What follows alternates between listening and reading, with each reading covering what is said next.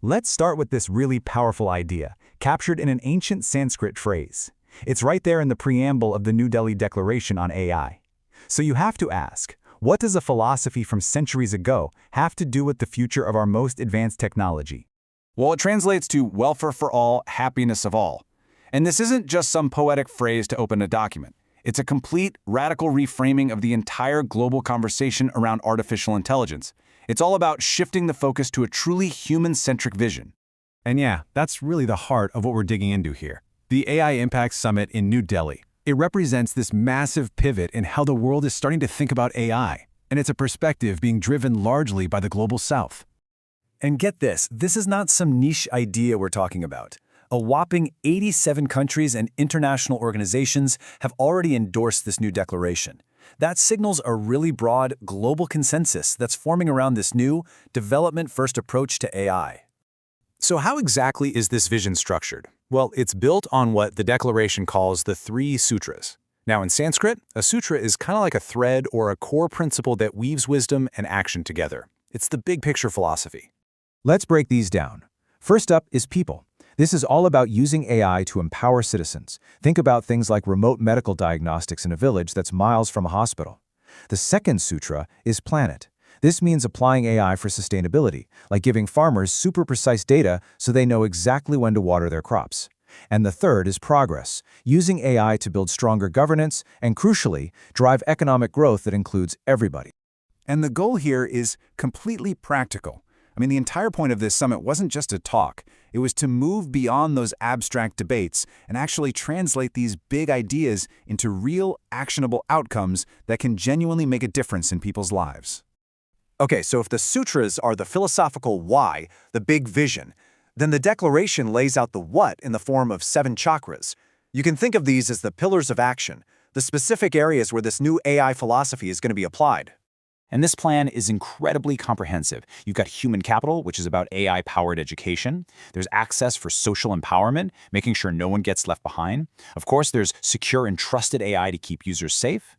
The plan also pushes for resilience and efficiency in our systems, for advancing science, and, this is a big one, democratizing AI resources. And finally, it's all about tying economic growth directly to social good. So let's zoom in on one of those really key pillars, democratizing AI resources. This whole idea is guided by another powerful ancient principle, Vasudhaiva Kutumbakam. So what does that mean? It means the world is one family. And when you apply that philosophy to AI, you get a really critical goal. You have to make AI resources, the computing power, the data, affordable and accessible so that all countries, not just a handful of wealthy ones, can build and benefit from AI. And this right here brings us to the most important point of this whole breakdown. The real significance of the New Delhi Declaration is how it marks this fundamental, massive shift in global thinking on AI. This comparison just lays it all out. Just a few years back, you had the Bletchley Declaration, which was almost entirely focused on risk and safety, especially from so-called frontier AI. The whole vibe was about minimizing potential harm. But the New Delhi Declaration? It flips the script. The focus is now on development and access. The main concern is social good, and the approach is all about maximizing potential benefits. So here's the crucial takeaway.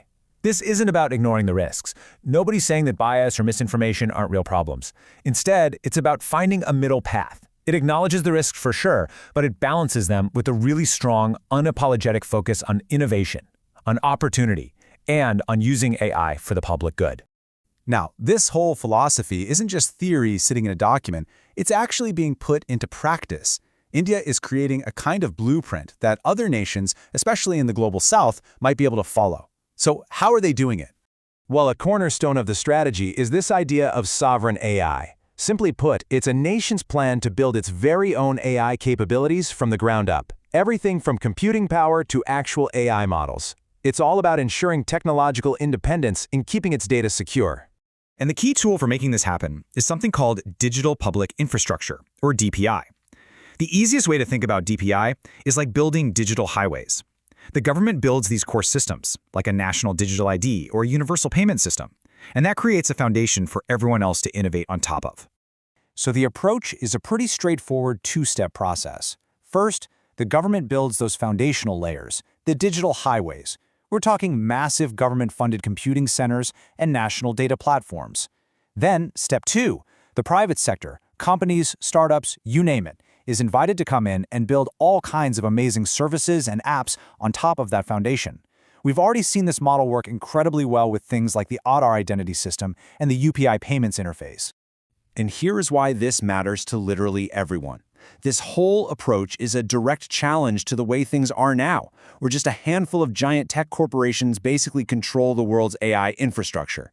The DPI model is designed to blow that up, to truly democratize this technology. Which, of course, leaves us with a huge final question.